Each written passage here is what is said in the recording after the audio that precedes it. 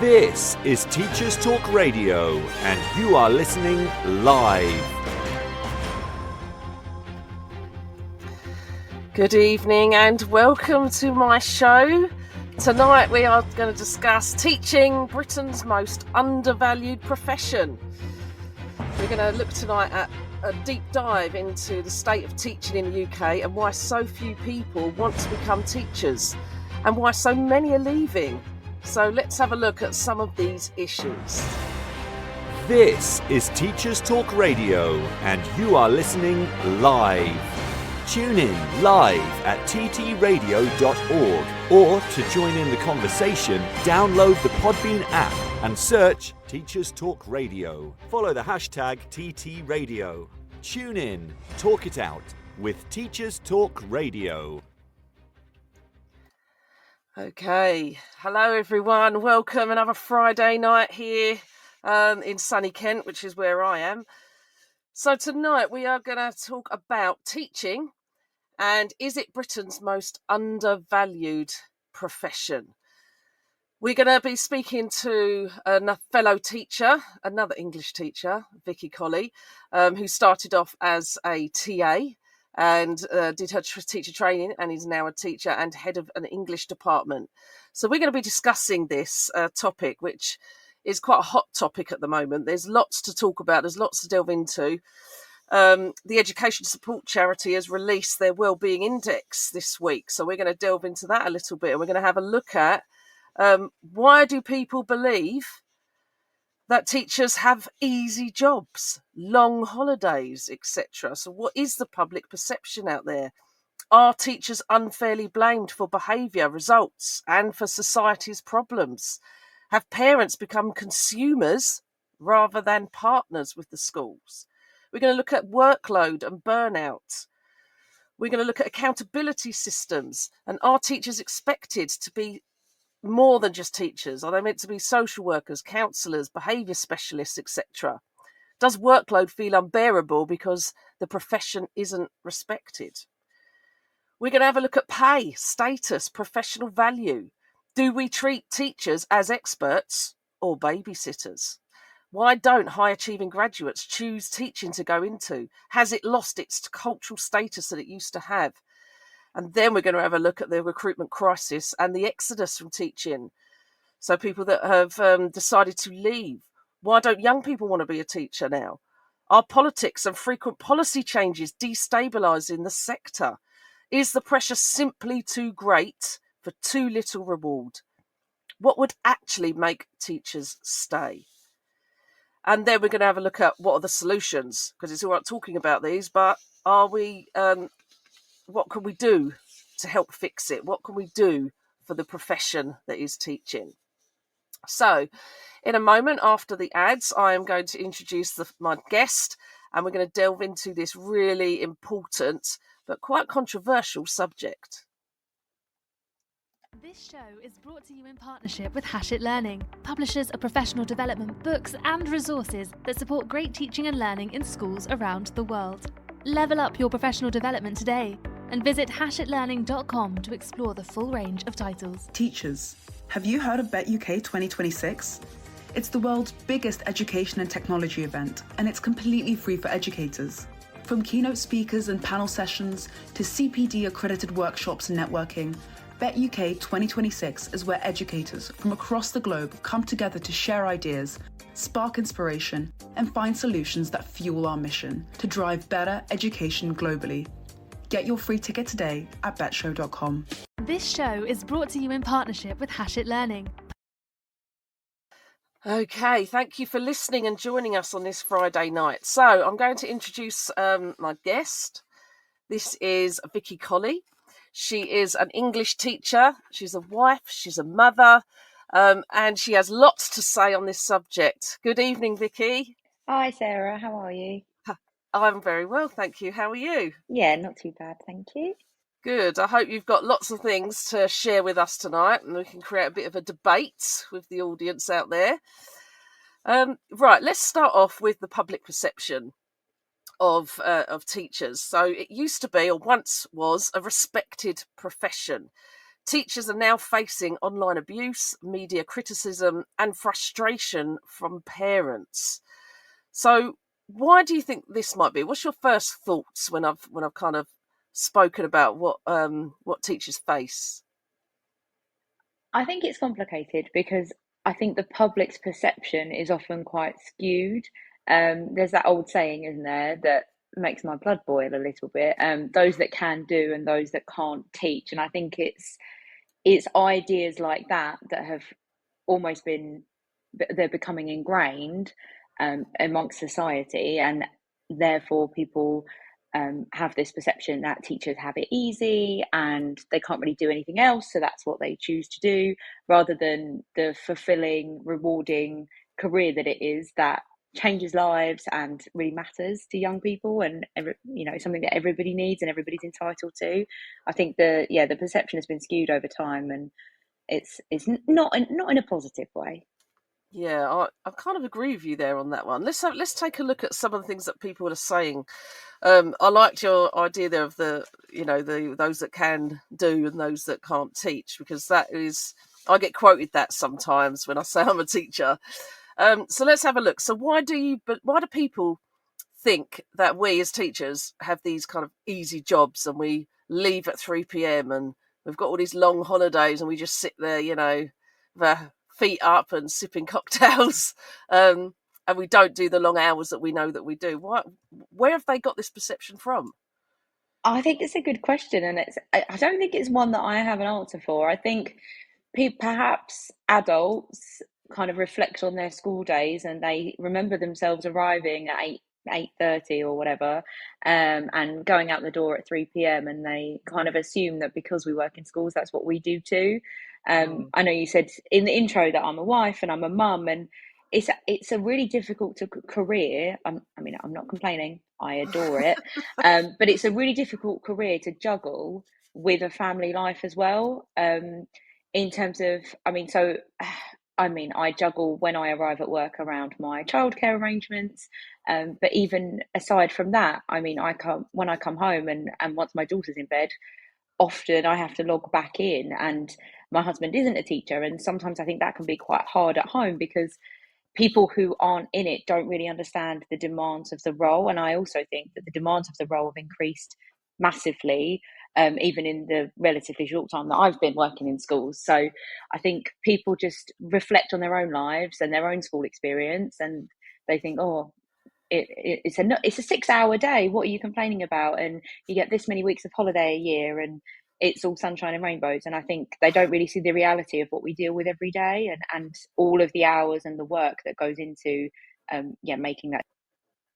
Yeah, I think that's a really important point. And I think what you said earlier about, the thing with teaching, I find, is that people have always got something to say about it because everybody's been to school.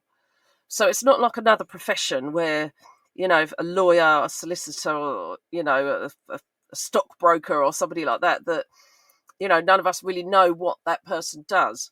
But I think where we've all grown up and been to school, we all just assume that we know what it's like. But obviously we were all children then and things were a lot different. And also times were different. I went to school, in my teenage years, was in the 90s, and it is completely different to how it was back then. So, that's a really interesting point, really. But let's have when we think about things like social media. And I've noticed over the last few years, especially during the pandemic, and social media went a bit mad, I think, because everyone was on it because we didn't have anything else that we couldn't go out and speak to people. And during that time, obviously, teachers got a little bit of backlash what was interesting about that time was that the media and the social media was saying that we were sitting at home, not doing anything, and we're getting paid to sit around. But that wasn't the case at all, because a lot of us were actually still in schools and doing shift systems, so we could go to school and look and teach and look after those children that were vulnerable. But also a lot of us were teaching online, and that was actually really hard to do. But has social media fueled this hostility to parents, in your opinion, Vicky? Yeah, I think so. And it's difficult because I suppose when I was at school, social media was kind of becoming a thing, but Mm. it wouldn't be something that parents had. Yeah. So I think now, like, there's Facebook groups and there's local group pages, and I think that there's very much a mentality of people jumping on the bandwagon, and they're sharing kind of one viewpoint of what, if they're, they're talking about a specific situation that may have happened to their child.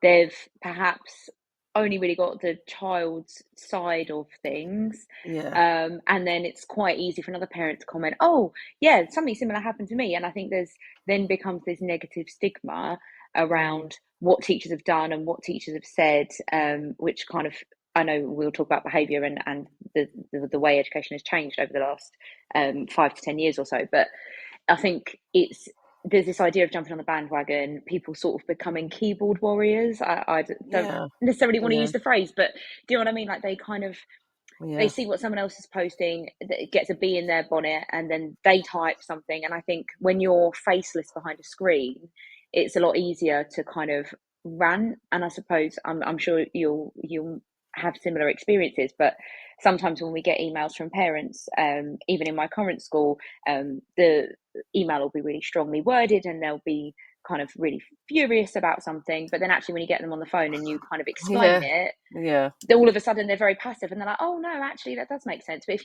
you have a look at the tone of their email that they sent in, it's very kind of accusing and negative. And I think when people are behind a keyboard, I think they have, I don't want to say they have less control over what they say. That's not really what I mean. But they get more sort of carried away and passionate, don't they? I think you just forget sometimes that you're typing to a person. You just think it's almost like when you write a diary at the end of the day. You get all your thoughts and feelings out. It's a bit like that. And then rather than read it, they press send. Yeah. And before you know it, it's caused lots of hurt and etc. to the people on the other end. But I think that's a really important point about the social media, and I think it's turned into, like you said, an area where people can sort of have a bit of a rant. But I know that there have been occasions, because I'm part of it. I'm obviously a parent. I've got 3 children. I've got one who's still in school. The others are all grown up and left school. And I'm part of the parental groups and things as a mum, and it's really difficult, as I'm a teacher as well, but this, as a parent, looking at some of the comments that are made specifically about teachers at my son's school, because that's quite a personal attack, and then everyone kind of jumps on and does the same thing. But I think it's really interesting what you said about what the child has said, because you get one side of a story. I mean, I can't remember who, there was a famous philosopher or somebody who said there's always 3 sides to the story. One is that person, the other is the other person, and then there's the truth. So there's always something in between. And I think children, especially children that may have done something wrong, try and cover up. I know when my son has done something wrong at school, he tends to embellish the story somewhat. And then when I speak to the school and I get the actual facts of what's happened, I'm like, okay, I can see what he's done here. And that's what can cause sometimes this unfair blame towards different people. So it is quite interesting. And, I think that with parents, have they become more consumers rather than partners? I'm one of these parents as well. Like I said, I've got 3 children and one still in mainstream school. So are we now consumers like we are with everything else, and we expect a level of kind of customer service rather than, being partners with the school and working with the school and with the teachers to make things better and get the same outcome? And everyone wants the same outcome, which is for children to thrive and do really well in their education. What do you think? Do you think we've become more consumers of things rather than partners with schools? Yeah, potentially. I think that definitely plays a part in it. And I think kind of what you said about us all just wanting the same thing, perhaps some parents don't see it like that, in that they think that to us children are just a number, or it's just a child in a chair. But any teacher who's worth their salt actually puts hours and hours into planning and ensuring that children's needs are met, if they need to have certain requirements, and all of those things take a lot of time and a lot of effort. And obviously it comes with the role, but I think perhaps parents don't see some parents, I don't mean all parents, but potentially some parents don't see all of that hard graft that goes into it and getting to know their child and seeing their strengths and seeing their weaknesses and giving them areas of Yeah. improvement. And I think perhaps there is a really, really, really high expectations from parents with perhaps not a full understanding of what it actually entails. Like we said, it's based on their opinion will be based on their experience at school, and teaching has come on so much even since I was at school.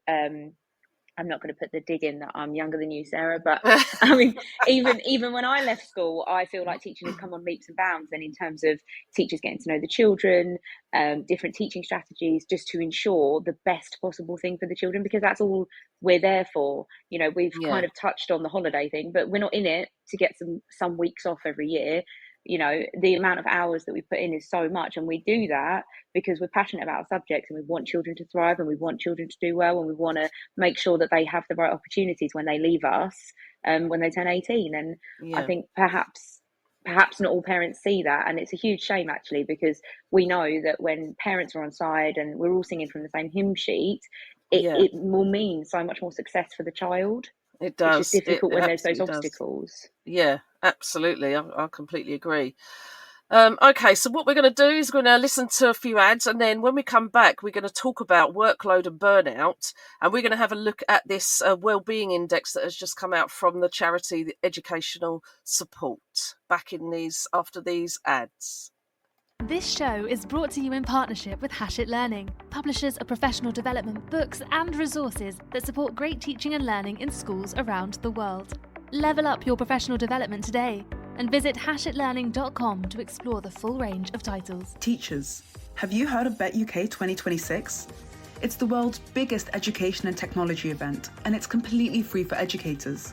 From keynote speakers and panel sessions to CPD accredited workshops and networking, Bet UK 2026 is where educators from across the globe come together to share ideas, spark inspiration, and find solutions that fuel our mission to drive better education globally. Get your free ticket today at betshow.com. Okay, welcome back to the show. So let's move on. Let's talk about what happens behind the school gates. Teachers are regularly reporting that they do 50 to 60 hours a week, evenings filled with marking, and they're reporting constant pressure. So let's have a little look at this Wellbeing Index, which was the 9th annual Teacher Wellbeing Index by the Education Support charity. They looked at 3,000 educational staff that registered for the YouGov polling, and it was quite stark and damning evidence, really, when you have a little look at this. So we have got, let's just read a few of these out from the Education Support charity. It says 76% of all staff are stressed, 36% are at risk of probable clinical depression, and 77% experience symptoms of poor mental health due to work. The charity says that if we want every child to thrive, we must ensure that those who teach and support them are thriving too. So what is causing this workload pressure? Are teachers expected to be people like social workers, counsellors, behaviour specialists, police officers, all whilst trying to teach at the same time? Is behaviour in schools worsening? Is that a reason why teachers are leaving? Does workload feel unbearable because the profession isn't as respected as it used to be? So some of these figures are quite damning, and what's interesting about them is that senior leaders also feel a bit of this pinch as well. It's saying that 86% of senior leaders report feeling stressed. 81% say they do not say they have too much to do and not enough time. 45% say their organisation's culture negatively affects their mental health. And 40% of staff say employees with mental health issues are not well supported. Now, those of you that know me or have looked at my profile, I am a senior leader in a school. Vicky is a middle leader in a school. But obviously we all started as a teacher, and I spent many years as a teacher and then moved up to a lead practitioner, and then moved up into senior leadership. So it's, I've kind of gone through the different phases. I've done lots of different things. My children were young when I actually trained when I was a single mum with 3 children all at school at the time. So I know firsthand how difficult it is to raise a family and have a life whilst you're being a teacher, because teacher is not just a physical job with the amount of steps you do in a day. It's an emotional toll as well, because we're dealing with children that are not fully developed. So their brains are still growing, they're still growing, and they make some, interesting decisions throughout the day. And, they're emotional, they're hormonal, they're going through hormones because I'm in a secondary school. So the hormones are flooding them as well. They can't make sense of this and all of that. And if you have a special educational need, you've got all of those things, barriers on top as well. So it's actually an emotional toll for teachers to go through this with the child and help them grow, because as they go through the school, obviously they get bigger, they get stronger, and you can see them flourish. But sometimes it can be a very worrying profession, especially if you've got a child in your class that, you can see they're struggling. There's things going on at home, or they're struggling mentally, or maybe they've got a medical condition that they're struggling with, or they do have an SEN that they're struggling with or adapting to. We're all humans and we all have heart.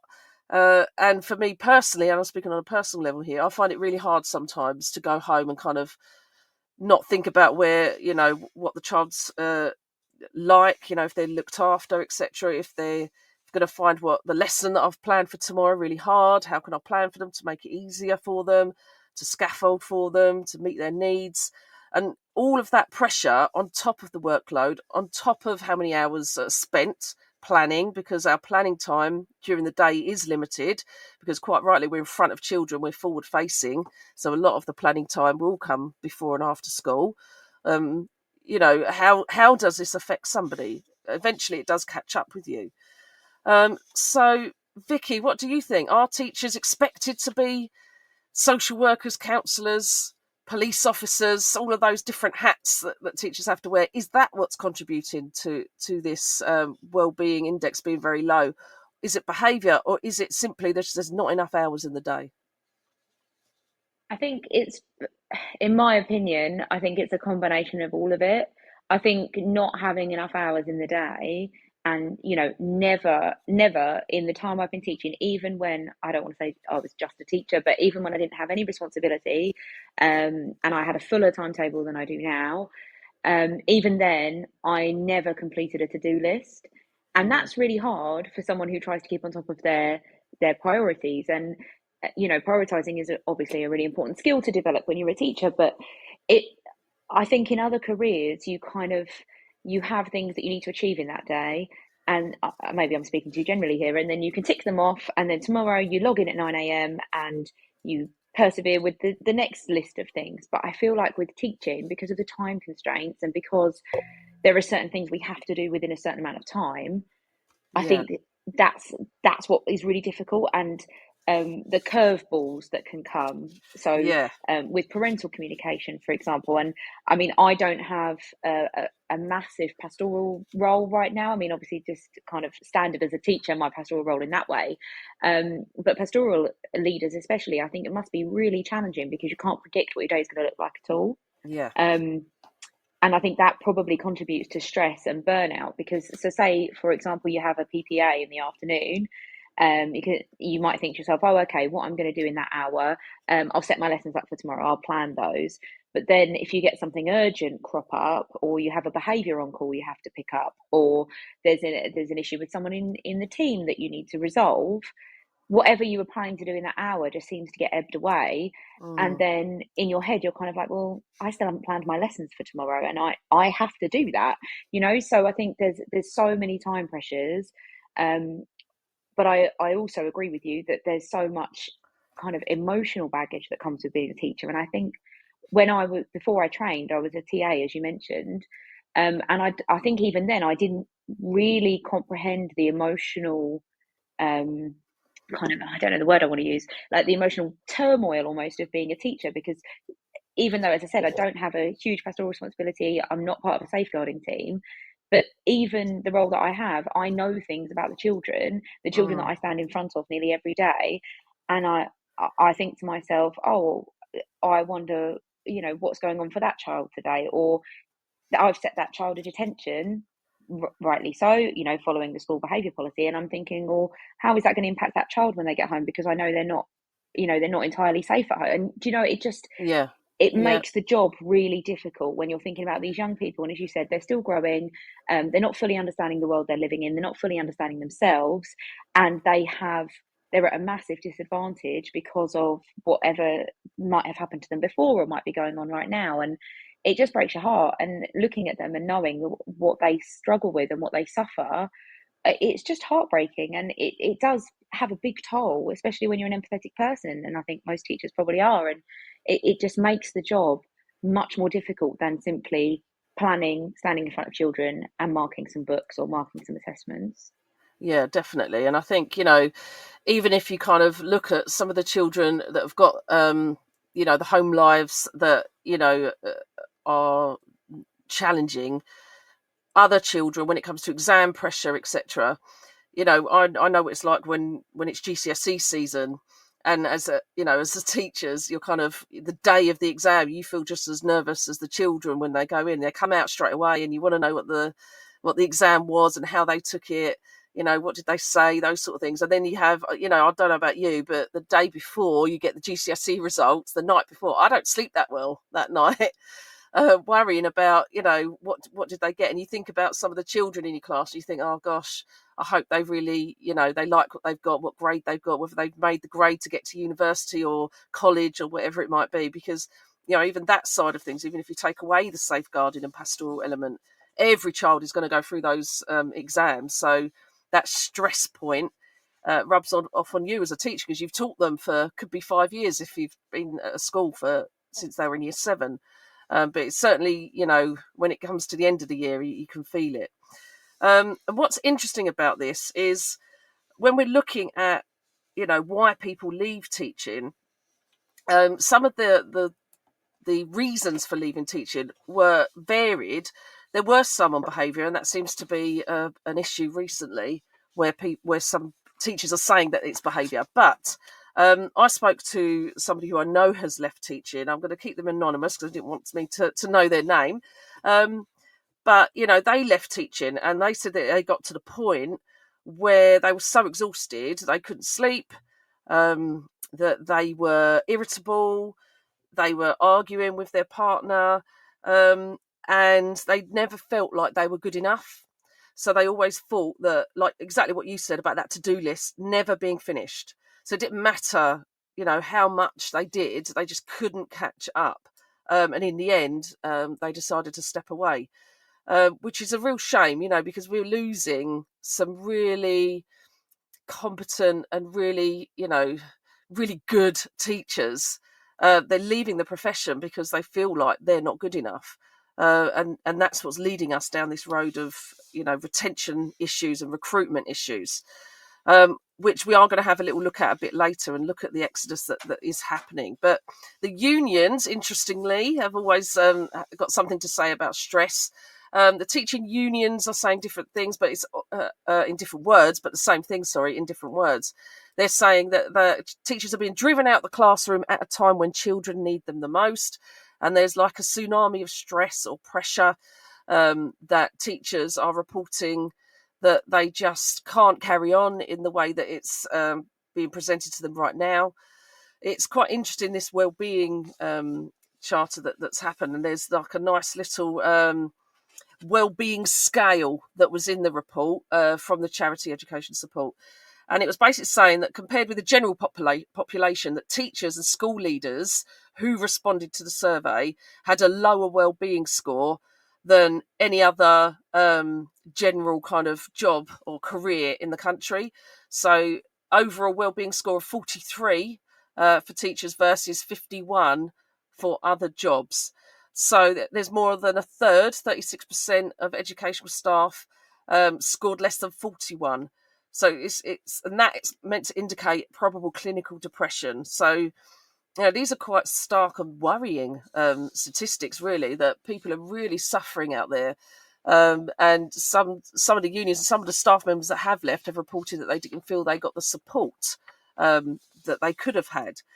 Now, what's interesting about this workload is that, you know, some schools try and help teachers, and they're supporting teachers. We've got a school in London that have changed their school day, that do Monday to Thursday till 4 p.m. and then they do till 1:30 on a Friday, so that everyone gets to go home early on a Friday. I have done a very similar time scale like that before, where you're later on a Monday to Thursday and then go home early on a Friday.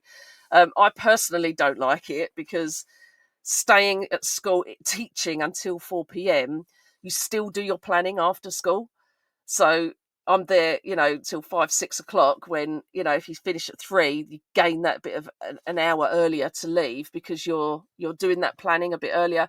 And yes, it means you have to stay till 3 on a Friday, but I personally prefer the 3 p.m. finish. So I've done both in my career, and that's just a personal preference. But some are moving to this different, you know, setup of moving away from the 8:30 till 3, etc., and doing something slightly different.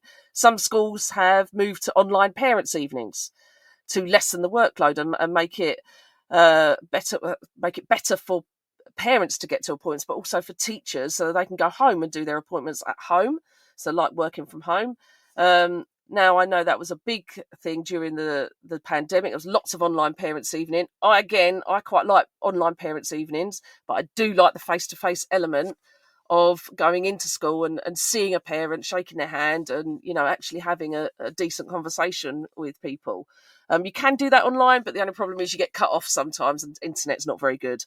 And not all parents like the online thing either. So, and I think sometimes it's nice to have that face-to-face kind of conversation with people, so that you're not just behind a screen, which sometimes can feel a little bit disjointed, as if you're just kind of like a machine almost.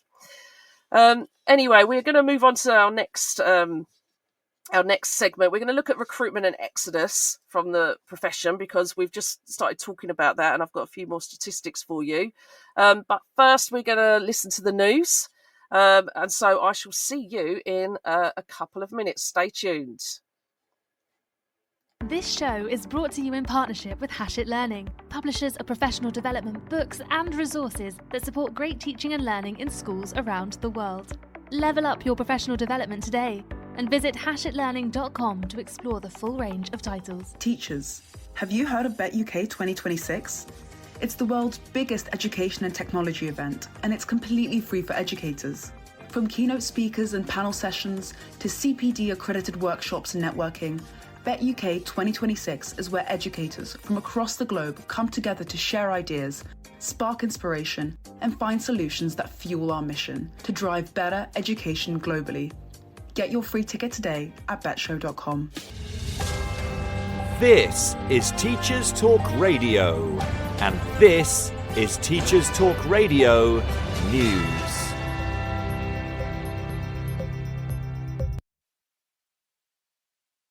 According to TES magazine, the Department for Education has announced 36 new attendance and behaviour hubs.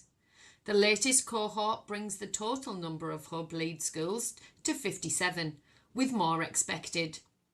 The 36 include 24 secondary schools and 12 primaries, which the DFE say will offer direct one-to-one support, reaching tens of thousands of pupils across hundreds of schools through sharing best practice at events and open days. More are expected to be announced over the coming year, as the Department for Education has previously said that the hubs will be built around 90 schools, with a track record of improving attendance and behaviour standards. TES has previously reported that school leaders had been concerned about the lack of special schools and alternative provision settings in the first wave of 21 hubs. The latest list still only contains mainstream settings. A Department for Education spokesperson said, "The department is establishing hubs in mainstream primary and secondary schools in the first instance," but went on to say, "We will be strengthening support for AP and special schools through the hubs programme and will share more information in due course." The same article also covers the announcement by DFE that every school in the country will be given an individual minimum target to improve its attendance levels powered by AI. This announcement has been met with mixed comments from school leaders. A full list of the latest hub schools can be found in TES magazine.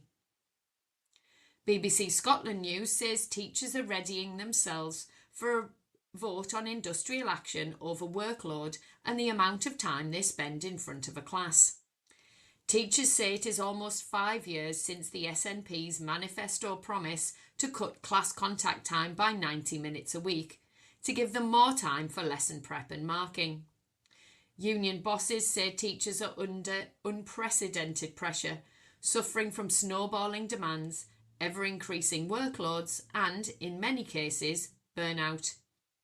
The situation isn't new, but teachers have told the BBC it is getting worse. The EIS union begins its postal ballot in the coming days, and the NASUWT will begin around the same time. The SSTA is not expecting to ballot members. More details can be found online. Schools Week reports that the government has commissioned an independent investigation into rising numbers of young people not in education, employment or training, known as NEET. The review, which will place a particular focus on the impact of mental health conditions and disabilities, is hoped to tackle what Work and Pensions Secretary Pat McFadden has warned is a crisis of opportunity.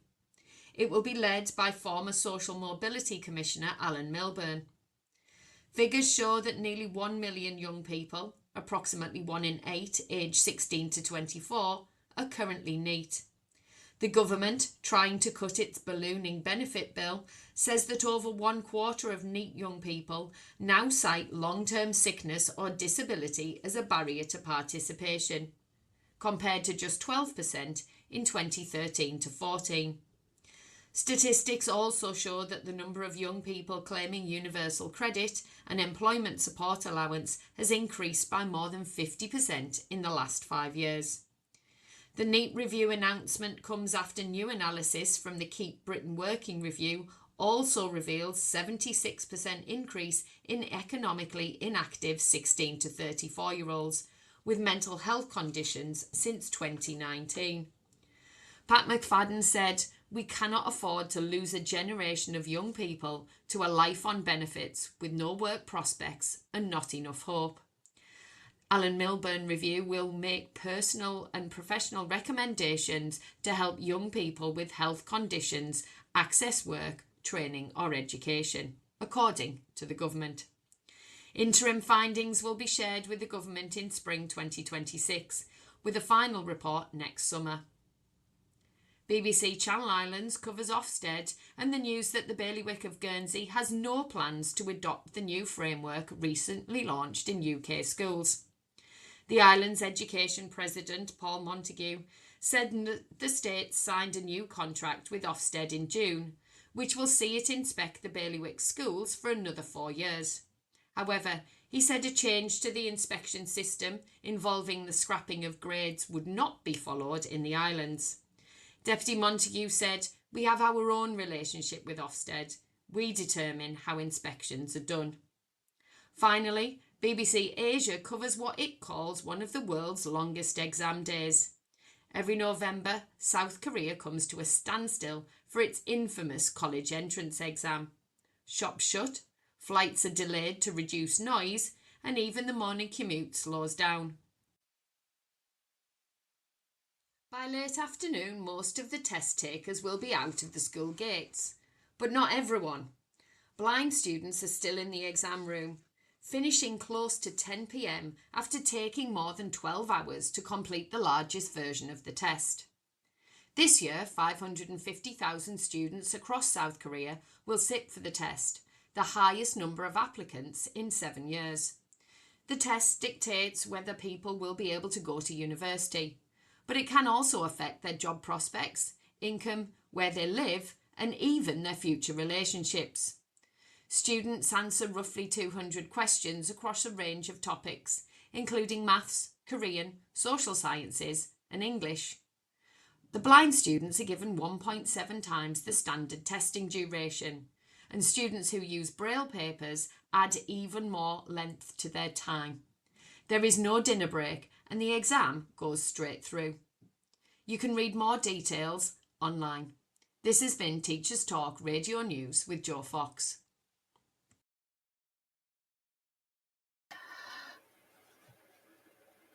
Welcome back. Thank you to the newsreader for some of those insights and actually quite pertinent thoughts there from the news, because we are talking about teacher well-being on the show.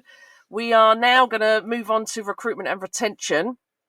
Applications to teacher training are falling. Experienced teachers are leaving faster than we can replace them. It's unprecedented, actually, this amount of exodus that's happening. But the debate we've got here, and we're going to have on the show tonight, is why don't young people want to teach? If you ask a young person, what do you want to be when you grow up? There's not many that say teacher anymore. And when I was at school, there were loads of people that used to say teacher. Is it politics? The policy changes that keep happening that are destabilising the sector? Is it the pressure, the workload, etc., that's just too much? And is there not enough reward? So there's nothing, they're not getting anything back from that. What would make teachers stay? And what I think is interesting is in this day and age, teaching now, when you look at some of the jobs that are out there, they didn't exist when I was at school. Some of them probably didn't even exist sort of 10, 15 years ago. There's a lot more flexible working now. People can work from home 1 to 3 days a week. You can't do that with teaching. There is no working at home unless you take your mark and you take the work home, because you have to be at school in front of the children. So is being a teacher conducive to a modern day life? Is it conducive to a family-friendly life? We'll speak to Vicky in a minute, being a young mum and seeing what it's like for her.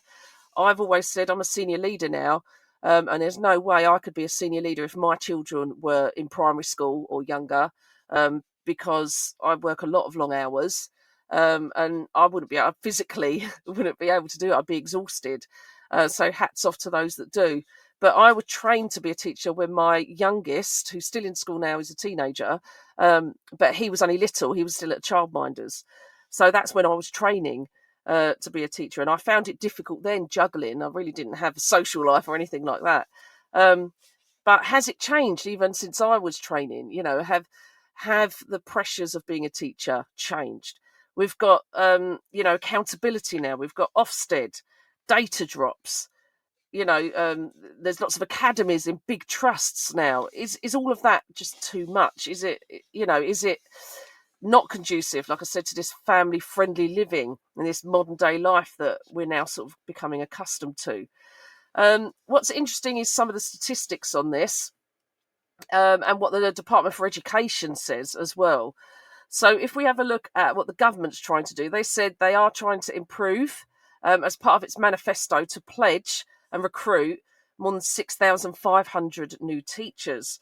The DfE said it was already delivering on this manifesto about recruiting and retaining teachers, and said that the government was taking action to tackle poor pupil behaviour, high workload and poor well-being amongst staff.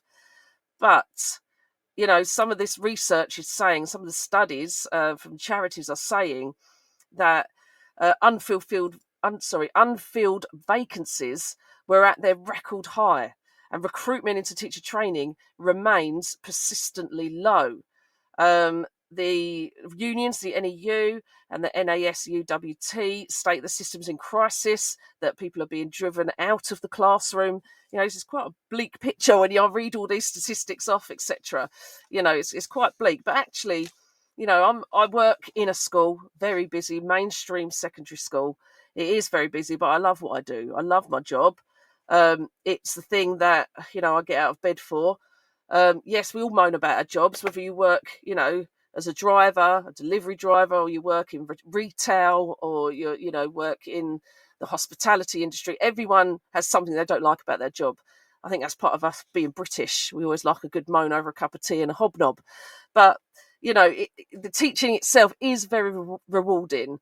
You do get to see young people thrive. You get to see a child who maybe comes in year 7 or at the start of a year, and be very meek and frightened or They don't even want to come into school, and they change and they start learning the subjects that they love.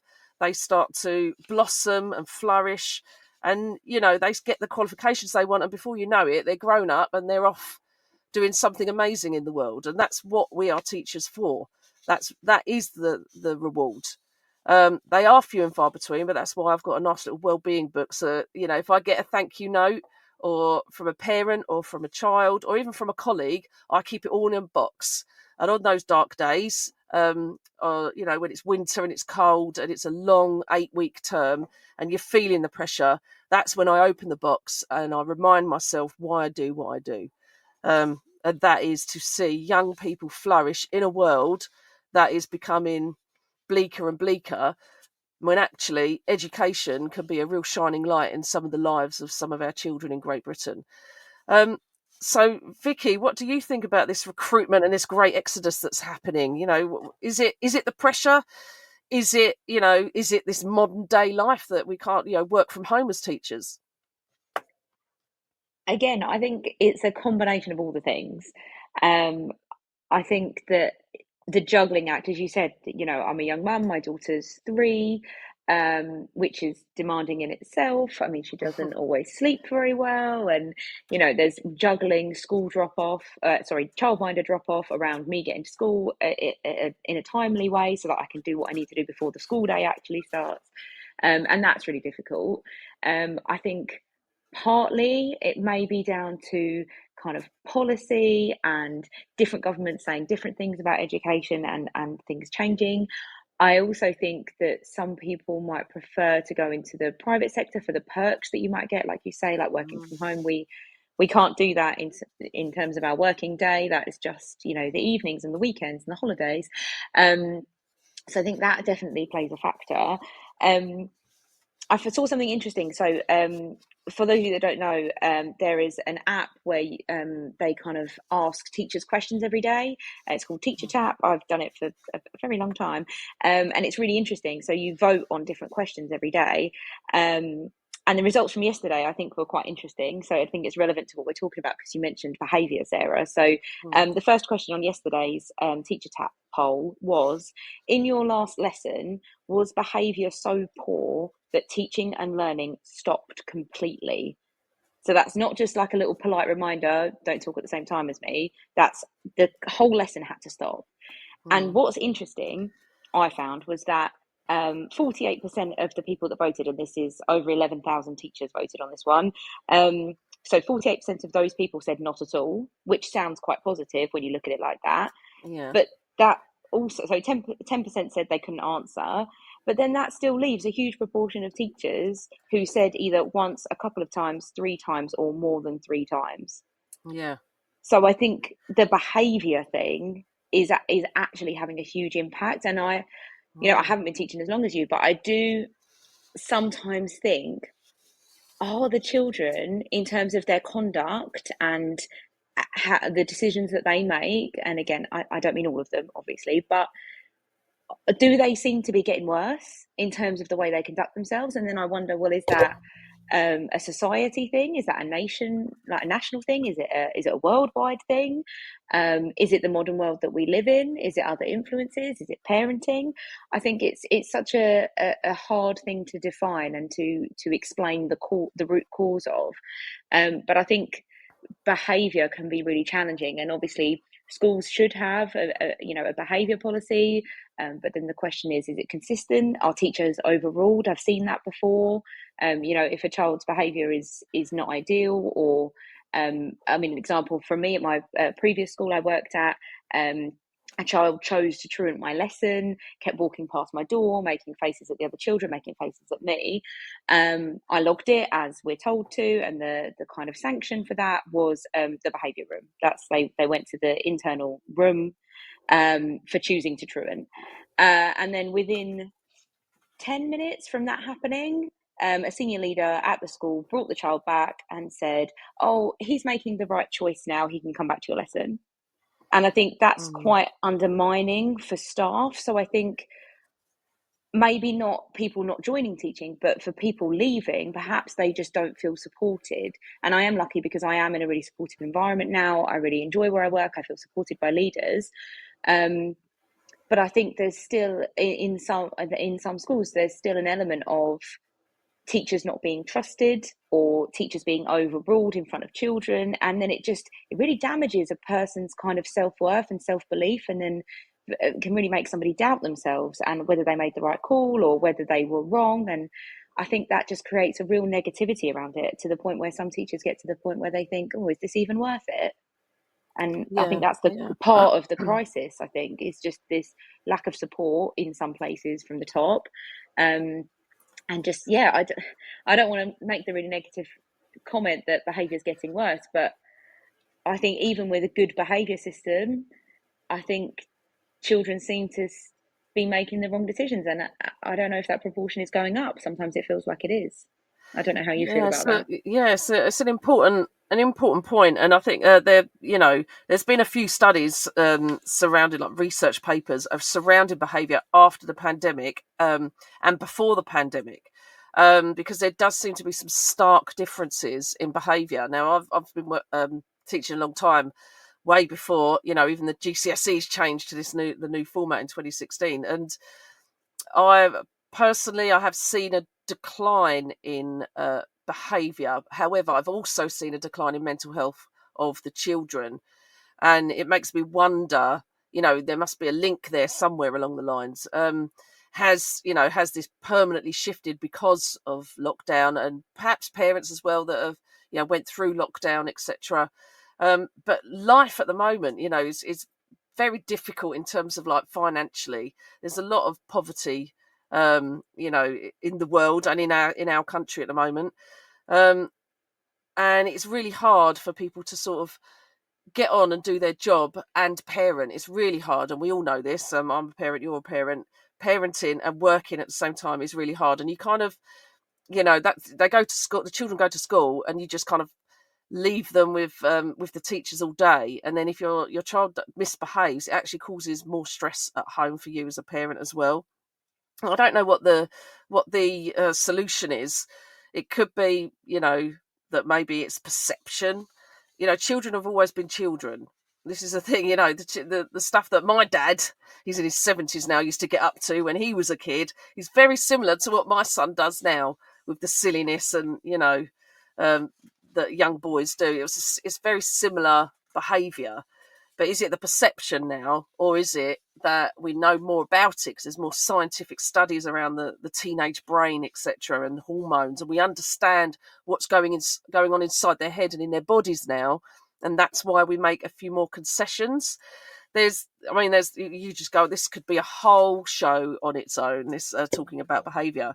But it is one of the things that teachers are saying is driving them out the classroom. But, you can...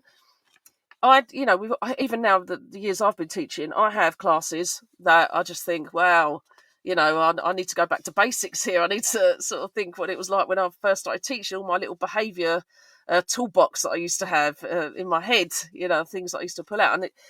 And that's because kids don't change. They come through and it's the behaviour that they won't have seen before, but obviously I've seen it before, but you just gain that experience. And I do think with new teachers especially, and I'm one of the ITT coordinators at my school, so I see a lot of trainee teachers starting, and the behaviour is one of probably the biggest kind of things that they see is the biggest eye-opener for them, is the behaviour of the children, because they read about it, hear about it, parents complain about it, about their children or someone else's child, but until you're standing in front of a class of 30 kids and there's misbehaviour, and you've got to try and somehow control 30 kids, you don't really know what it's like.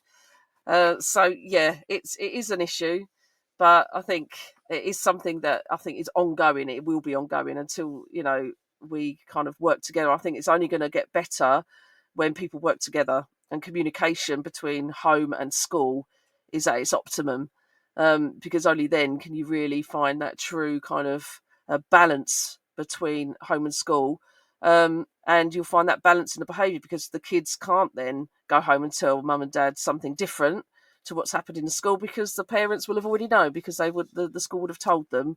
And you work together as adults, because at the end of the day, these are children whose brains are not fully developed yet. If they're under 16, their prefrontal cortex has not been solidified yet. They haven't got that kind of consequence part of their brain yet. So they are just going to kind of try and get out of the trouble. I mean, I used to when I was a teenager, so I know exactly what they're thinking at that time. So yeah, there's lots of things to unpick there. So what we're going to have a look at now, we're going to move on, and we're going to look at solutions and how we might fix this issue. If teaching truly is Britain's most undervalued profession, what needs to change? And just before I go to some ads, I just want you to ponder some of these questions here. Should teacher pay and conditions be modernised, whatever that word might mean? Would reducing class sizes make a difference? The average class size is 30, some go up to 32. Should teachers have a national professional body like doctors and lawyers do? How do we rebuild that respect between parents and schools and the general public? And what would a sustainable career path for teachers look like? So send me in your messages, and me and Vicky will talk about this after we've heard some ads. This show is brought to you in partnership with Hachette Learning, publishers of professional development books and resources that support great teaching and learning in schools around the world. Level up your professional development today and visit hachetlearning.com to explore the full range of titles. Teachers, have you heard of Bet UK 2026? It's the world's biggest education and technology event, and it's completely free for educators. From keynote speakers and panel sessions to CPD accredited workshops and networking, Bet UK 2026 is where educators from across the globe come together to share ideas, spark inspiration, and find solutions that fuel our mission to drive better education globally. Get your free ticket today at betshow.com. Welcome back to the show. So just before the ads, I asked you a few little questions. I'm going to go in with my favourite question I'm going to start with. I've always said, as a teacher, it is a profession. You need a degree to do it. And then you have to have a postgraduate certificate or a diploma to be the actual teacher. So there's a lot of study and a lot of money that goes into studying. I know I spent a lot of money studying. But we don't have a national professional body like doctors and lawyers, etc. But they are also professions where you go to school for a long time to learn how to do it. But people don't think about, disrespecting a lawyer or perhaps a doctor, although, with the NHS as it is at the moment, maybe they're also suffering with patients and families of patients being rude, etc. to them. But should we have a national professional body? Will that give teaching more credence? Is it that, teaching now just needs to be a bit more modernised? Maybe we need to think about how do we introduce flexible working so that we get more young people into the profession. Now, I've got a son who's 21 and he works in the IT industry, gaming, all of those kind of that industry, which is very, very modern. His job wouldn't have even existed if probably even 10 years ago, I should think. So he's very modern and goes to work in T-shirt and, works from home 3 days a week, etc. And that seems to be the norm. There's lots of working from home and dressed down days. Is even, teaching, does it need to be modernised in that way? Would that make a difference to it as well? What do you think, Vicky? Do you think we should have a national professional body like the doctors and lawyers do? I think it couldn't hurt. It's not something I've thought massively about before, but I think you're right in that teachers also have to train for a really long time and they have to become kind of not only do they have to know their subject really well, we have to learn all about pedagogy and how children learn and how best to support children. And I'm not saying I'm a SEND specialist. I don't work in a SEND school, but I do need to have a pretty good understanding of the diagnoses of the children that sit in front of me, and not just an understanding of how their mind might work a bit differently, but also strategies to support them. And a hell of a lot of training goes into becoming a teacher and being a good teacher. There's always more CPD to be done. There's always extra courses that teachers kind of do. So perhaps, a national body could help kind of give us back a bit of kudos and a bit of recognition for, you know, the years of study that goes into becoming a teacher.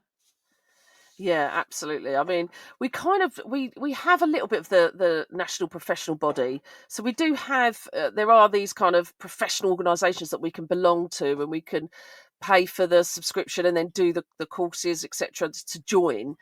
But it's not national, and I think that's the difference. And I think, you know, there's lots of schools now that have warnings in receptions, just like they do at, you know, doctor's surgery receptionists have, you know, warnings about they won't tolerate bad behaviour or swearing at them, and there's lots of schools now that have that in their reception area. So have we become more angry as a nation? As I said before, have we become more aligned with consumerism? So we're more, you know, about what do we get out of this? What's the service that I'm getting? And complaining about the service if you don't get it is quite interesting. I do think there's a disjoint between parents and schools and the public. So even if they're not a parent, you're going to live near a school and you're going to notice that the traffic goes down when you go to work during the summer holidays, etc. So what do the general public who are not teachers and don't have children in school, what do they think of schools? And I think what people tend to do is draw on their experience of being in school when they were a child. And if you're like in your 50s or 60s, that was a very long time ago, and things have changed. But how do we rebuild that respect between parents, schools, and the general public, do you think, Vicky?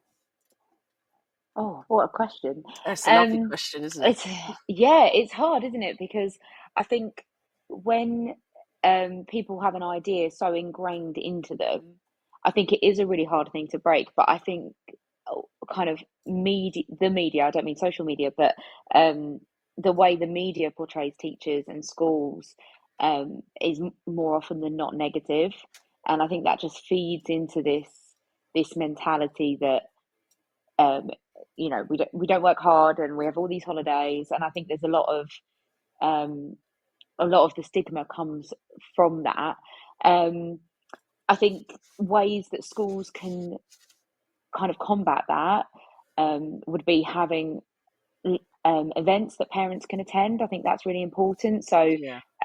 I know that some schools will run information evenings, particularly, you know, in an example, sorry, would be in year 10 and 11 in the run up to exams, or there might be at my school, there's send coffee mornings and things where parents can come in and they can meet with the Senko and they can meet with the support staff. And I think that's really helpful to kind of break down those barriers potentially. And like we kind of touched on before, you know, behind a screen and sending emails can come across in a certain way. You know, you don't really get a tone, or, you know, something can be Mm, misconstrued. Whereas if you're getting parents through the door and having that conversation, that can be much more productive and kind of break down some of those barriers and remove misconceptions that parents may have just based on what they've heard through the grapevine or what's gone on in a Facebook group. yeah. So I think having parents come in is really important. Um, and yeah, just more positivity from the media and kind of some recognition for, you know, all the work that does go in. As you said, teaching has changed so much, even, you know, since we were at school. And I think there's very much still an opinion of, you know, I remember even when I started working in schools, I remember, um, you know, not all of your children would count for your data, for example. Mm, Whereas now every child impacts the school score, and that's a really positive step to make sure that children are getting what they need. And, you know, we would never write a child off, but I think historically that was definitely happening. Whereas now it doesn't, and, you know, we strive to get to improve attendance and to improve outcomes so that children can do what they want with their lives rather than being capped by not quite getting the right grades or being trapped in a poverty cycle, and giving them the opportunity to go out and do something that otherwise they wouldn't be able to do. um, it's not an yeah. easy battle, obviously, but yeah, Yeah, that's it's quite interesting, isn't it? And I think, you know, I've been in schools where they've done coffee mornings, etc. I've also been in school where they've done every week. One of the senior leaders is kind of like on call, if you like, for an hour in the morning, and they do one morning a week where it's like a drop-in session. So parents can just drop in. They don't need an appointment. They just drop in and give that senior leader the question or something that they want resolved, and then that senior leader will take it back and deal with it and get back to them. So, there's lots of different ways of doing it. I definitely think it needs to be more about communication and talking to people face to face rather than emails and texting. I think I agree with you there on that thing. I'm just having a little look at some of the questions that have come in. There's a question here that says, do you think parents take less responsibility for their children's behaviour at school and for supporting their child's education as a whole, less than when you were at school? For me personally, it's a difficult one. I'm not sure if they take less responsibility. I think parents do take responsibility, or I'd like to think that they do. I think actually what happens is their own experiences of school skew or muddy the waters, and they think that all teachers are out to catch out their child, etc. And that is not true at all. As I said, teachers, you go into teaching with the best interests of the child at heart, and you always want to do good by them. But sometimes they do need telling off if they've done something wrong. They need to know what they've done is wrong, because we do live in a society where it's run by rules and law. And I always look at schools as like a mini community within that larger social community of a county. And I think we're trying to teach them the difference between, active impulsively, and getting the consequences for whatever you've done. Because if you was out in the real world, as we all know, the real world is very, very harsh. And I think it's, students, they kind of know what they've done is wrong sometimes, but they do try and get out of it. And I think maybe parents are just a little bit more, they listen to their child more, which is a good thing. But sometimes you have to remember that they are children, and children are whimsical. And they can embellish the truth. My son definitely embellishes the truth, and he's got ADHD. He's dyslexic, and he definitely will embellish the truth sometimes. And I know my son, and I know when he's telling me porkies. But I'll always get the side of the school before I make any decision on what his consequences at home, because I need to speak to the adult that was in the room and not the child. Because if we listen to children, who knows what the society would be like. It'd be quite interesting, I think, to see what society would be like. We'd have, all sorts going on. Let's just have a little look. We've got another comment in the chat here. It says, I think parents still think teachers expect deference, I think that is. Oh, I'm so sorry. Like in the old days, I think he means defiance, does he? Like in the old days. But this has changed to a more collaborative approach from schools. I agree with that. I really do agree with that. I think in the old, we're saying the old days, I'm talking about in the 80s and 90s, there was a lot more of being dictated to by the school, and the school saying something that this child has done this, you need to do this at home, or we need this from this child. But actually now schools try and work with parents. No one's in this game for wanting to go against what parents are doing for their children. We're all in here for the greater good of the child. We recognise that. We've done enough training to know that is what we need to do. So it is about collaboration. It's about working together. But we can only do that in in an environment where everyone's cool-headed, and we haven't got these emotions that sometimes behaviour can bring out in people, especially if you're trying to defend your child. Because as a mum, and anyone who knows me will know I'm a bit of a lioness with my little cubs, and I will jump straight to their defence. But I've learned as a parent, now they've got older, I've learned that that's not the best way to parent. Sometimes you do have to listen to your child, but listen to the parent. Listen to the adult that was there at the time. Whether that's a TA or whether that's a teacher or whether that's a doctor or a police officer, you need to listen to that adult to see what their point of view is, because it's very interesting. Sometimes the stories don't always align from what the child has said to what the adult has said. And like I said before, there's always three sides to a story. One person says what the other person says, and then there's the truth that actually happened. So let's have a look at the sustainable career path for teachers. What does it look like? Could we go to, a 4-day working week? Is it possible to go to a 4-day working week when you're a teacher? Now, teachers work in holidays, and I think we need to make it clear that teachers don't get paid for 12 months out the year. We get paid for 190 days, I think it is, out of the school year. That's what our salary is for. So we don't get paid for those holidays, and that's how it's been created by the government. So the fact that when we look at these, 50 to 60 hour working weeks, it's because our hours, it's 1,265 hours for a teacher to be working in a year. That includes contact time with the students. That includes their PPAs, their planning and preparation time. It includes CPD. It includes their teacher training hours. It includes their parents' evenings, all of those different things, open days, etc. That is in their 1,265 hours in a year. So if you go over those hours, that's what we call directed time, is 1,265. That's directed time. Anything over that, the teacher is doing for free, because we don't get paid overtime. So we can't put in, if I do 3 hours of marking, and let me tell you, GCSE marking in English literature can take 3 hours of marking. I don't get paid extra for that. I don't get any overtime because it's outside of my directed time. So I would have to find that time within that 1,265 hours, which is already accounted for in my planning and preparation time. And it must be said that actually you only get about 3 hours over a fortnight of planning and preparation time. So that the actual PPA stuff doesn't actually equate correctly to the amount of work that you have to do outside. That's not including, if you have to stay late to speak to parents, or you come in early to do, to catch up on some planning. So I think it's really important. I don't think people understand that it's not a normal working 9 till 5 week, 52 weeks out of the year with 28 days leave, because that's not our contract. And the 1,265 hours is set in stone as directed time.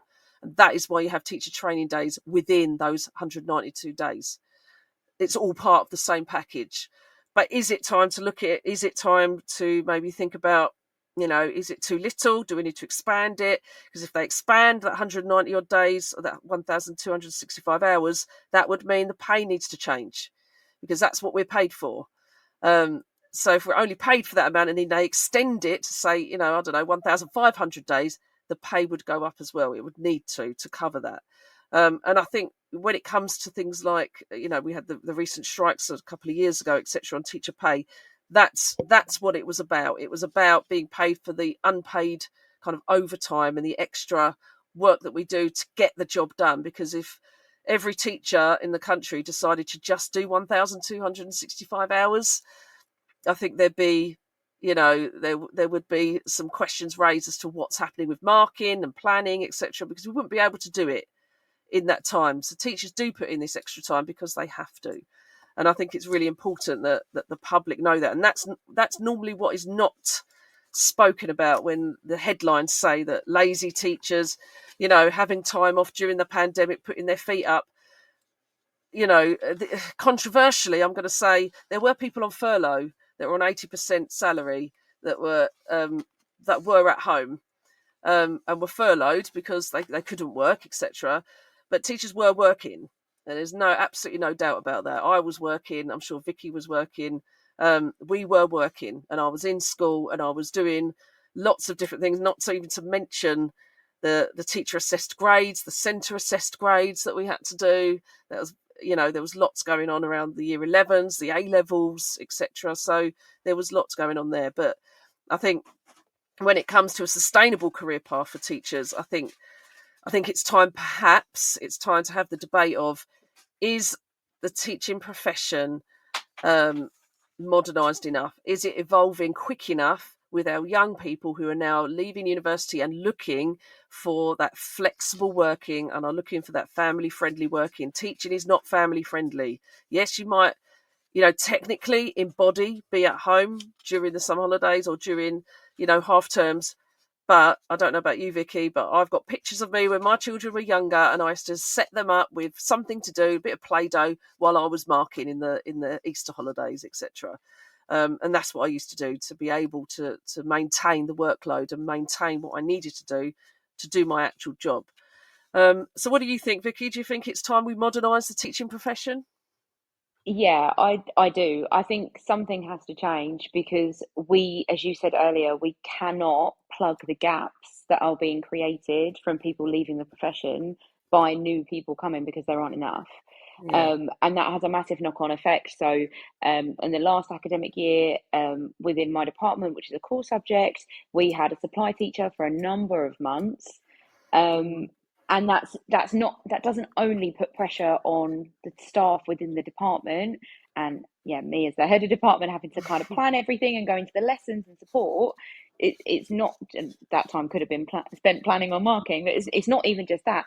The most important thing is if we've got lots of supply teachers in schools, we have children who are being taught by non-specialists who might not be amazing at managing behaviour.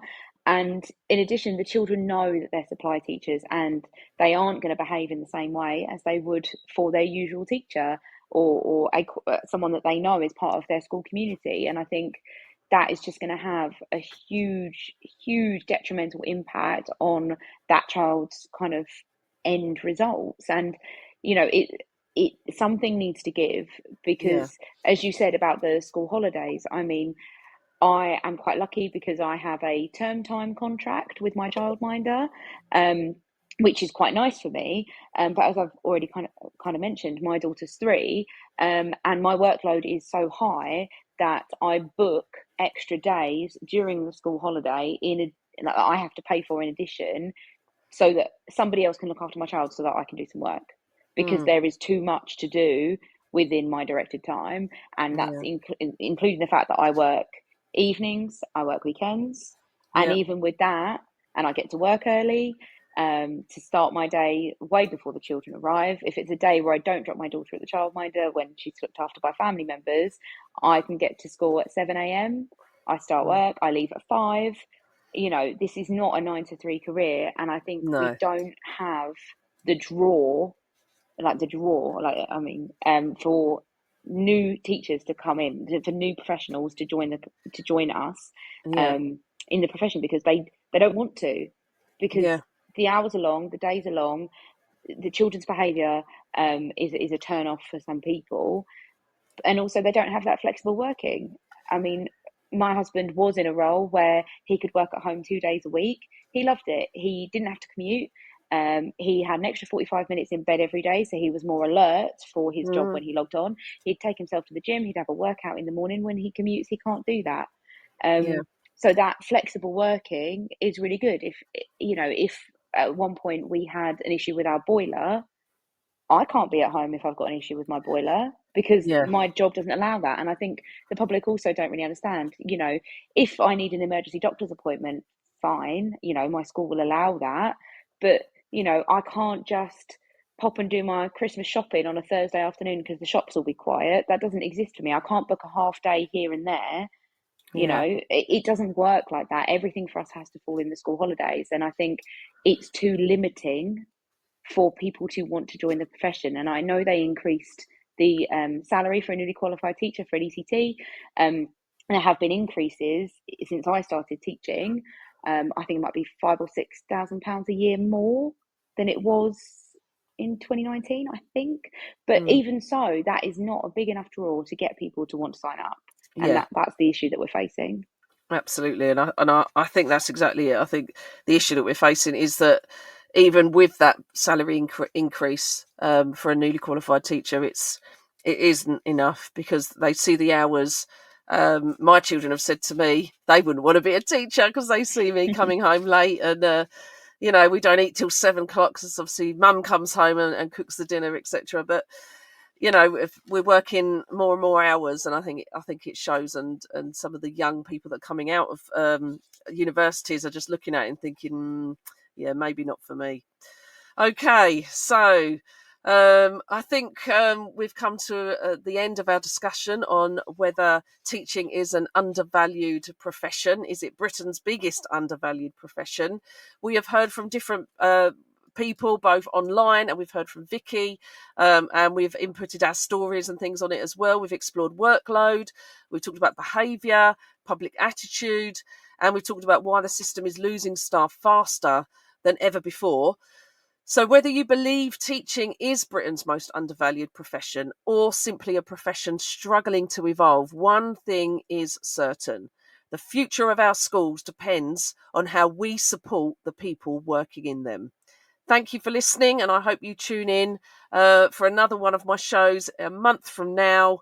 Have a lovely evening and enjoy your weekend when it arrives. You've been listening to Teachers Talk Radio. Tune in live and listen back at ttradio.org. We look forward to hearing from you next time on Teachers Talk Radio.